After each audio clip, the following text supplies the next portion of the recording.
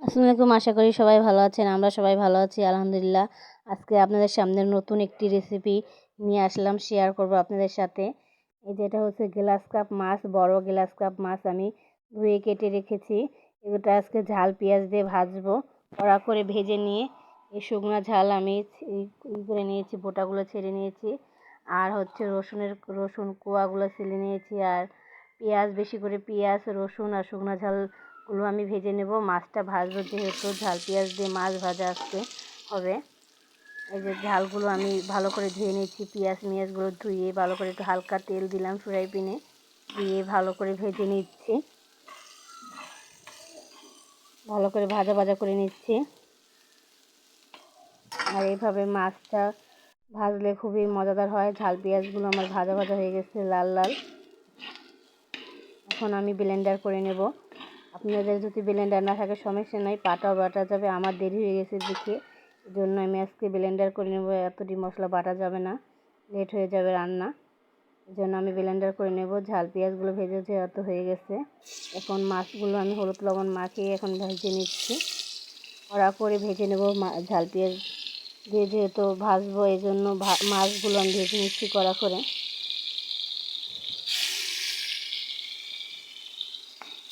বড় glass cup মাছ, এটা খেতে খুব সুস্বাদু হবে।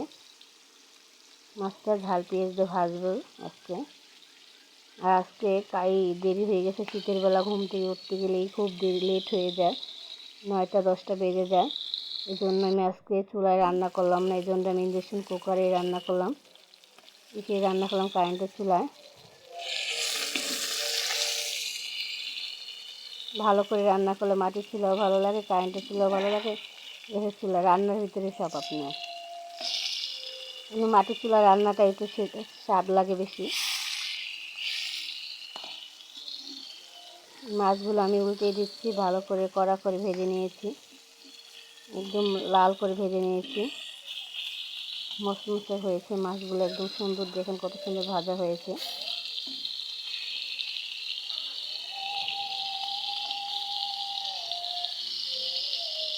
আর খুবই মজাদার হয় এইভাবে মাছ ভেজে তারপর ঝাল পেঁয়াজ দিয়ে ভাজলে, খেতে খুবই মজাদার হয়।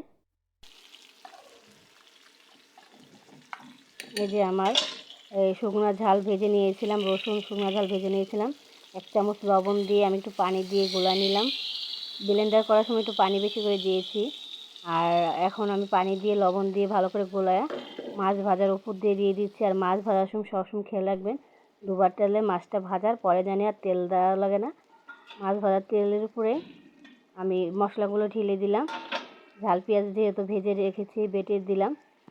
বাটতেও পারেন, এমন আছে ব্লেন্ডারও করতে পারেন। আমার লেট হয়ে গেছে দেখে আমি ব্লেন্ডার করলাম না বেটে।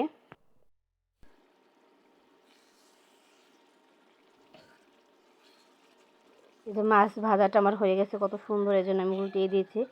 1 পিঠ হয়ে গেছে, আগে হবে যখন পানিটা দেখবেন কমে গিয়েছে, তখন মাছগুলো উল্টিয়ে দিবেন।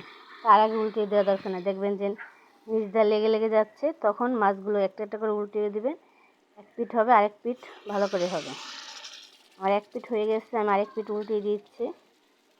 এভাবে মাছটা ভাজলে খেতে খুব সুস্বাদু হয়। আর সবসময় তরকারিটা খেতে ভালো লাগে না, এই জন্য আজকে শুকনো ঝাল দিয়ে রসুন দিয়ে বেশি করে আর পেঁয়াজ ভেজে নিয়ে তারপর ঝাল পেঁয়াজ দিয়ে মাছ ভাজা, হলুদ দিয়ে নিয়ে আমি এখানে মাছ ভাজার সময় হলুদ দিয়েছি। দেখেন কত সুন্দর লোভনীয় হয়েছে ঝাল পেঁয়াজ দিয়ে মাছটা ভাজা, গ্লাস কাপ মাছটা। এভাবে রান্না করে দেখেন বাসায় একদিন, খুবই মজাদার হয়, খেতে খুব মজা হয়। কত সুন্দর লোভনীয় হয়েছে দেখতে। সবাই ভালো থাকেন, আল্লাহ হাফেজ।